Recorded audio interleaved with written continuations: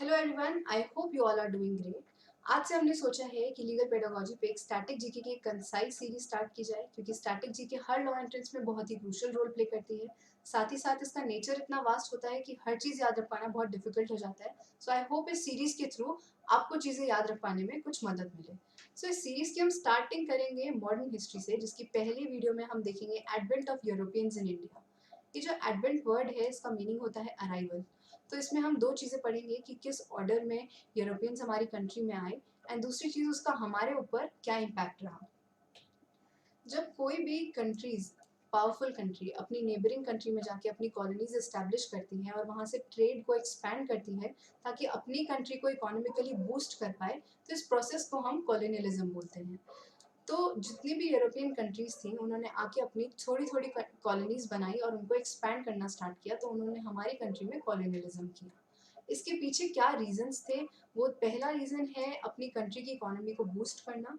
दूसरा रीजन है कि जब भी किसी कंट्री की इकोनॉमी बूस्ट होती है तो वहाँ पे लग्जूरियस गुड्स की डिमांड काफ़ी बढ़ जाती है, जैसे कि gold ornaments and precious stones, silk etcetera. तो उसके लिए वो नेबरिंग कंट्रीज को एक्सप्लॉइट करते हैं। तीसरी चीज़, इंडिया के अंदर रिसोर्सेज काफ़ी वाइडली अवेलेबल थे, तो उनको एक्सप्लॉइट कर पाना और इजी हो गया। एंड फोर्थ चीज़, इंडिया के अंदर थोड़ा लैक ऑफ यूनिटी थी, जिसकी वजह से उनको इजीली आना और वहाँ पे इस्टेब्लिश करना और इजी हो गया। यूरोपियंस का एडवेंट जो है, उसको उसका ऑनसेट मार्क किया है पोर्चुगीज़ ने। पोर्चुगीज़ इंडिया में आने वाले फर्स्ट यूरोपियंस थे और जाने वाले आखिरी। ये 1498 में आए।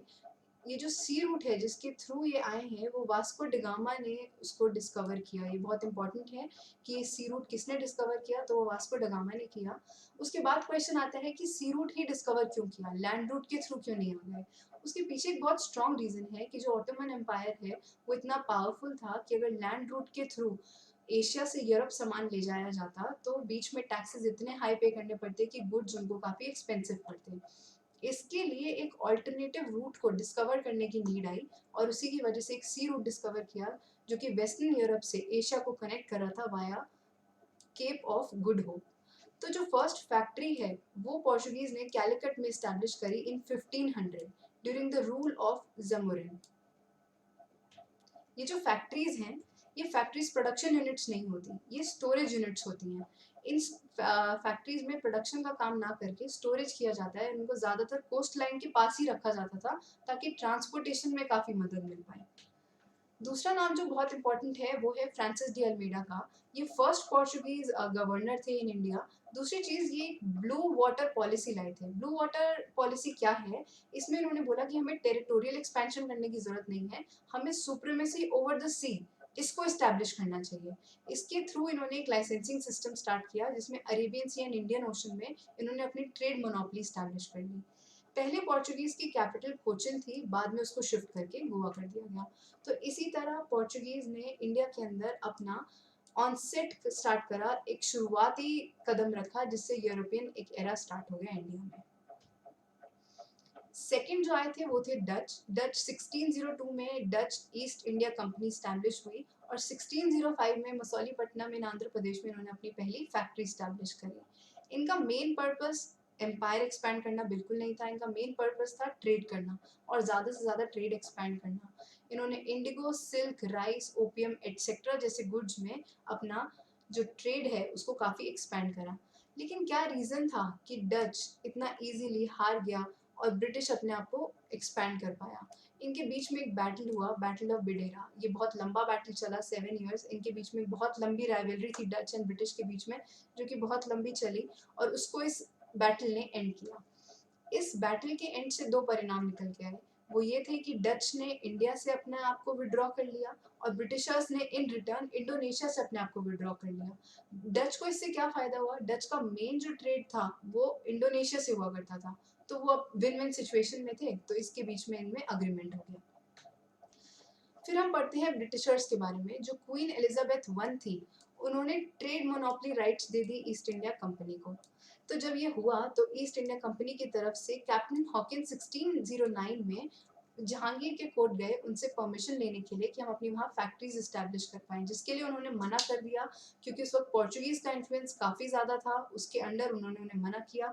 लेकिन लेटर ऑन जब ब्रिटिशर्स ने पोर्चुगीज़ को हरा दिया, उनका इन्फ्लुएंस खत्म हो गया, तो जहांगीर ने फरमान देके सर थॉमस रो को इन 1613 अपनी फैक्ट्रीज इस्टेब्लिश करने की राइट्स और परमिशन उनको दे दी। फरमान क्या होता है? मुगल्स के टाइम पे ये एक ऑफिशियल डॉक्यूमेंट होता था जो कि एक इररिवोकेबल डिक्री हुआ करती थी, जिसके तहत लॉज क्रिएट किए जाते थे।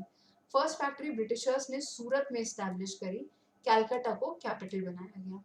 ऐसे करते करते धीरे धीरे इंडिया के बाकी पार्ट्स में अपने आप ट्रेडिंग यूनिट्स को एक्सपैंड किया गया। 3 प्रेसिडेंसी स्टेट्स बॉम्बे, मद्रास और कैलकाटा एस्टैब्लिश हुए। बॉम्बे के पीछे एक बहुत ही सही कहानी है जिसमें चार्ल्स टू को बॉम्बे पोर्चुगीज ने डाउरी में दे दिया, जो उनका था भी नहीं, वो उन्होंने उनको डाउरी में उठा के दे दिया।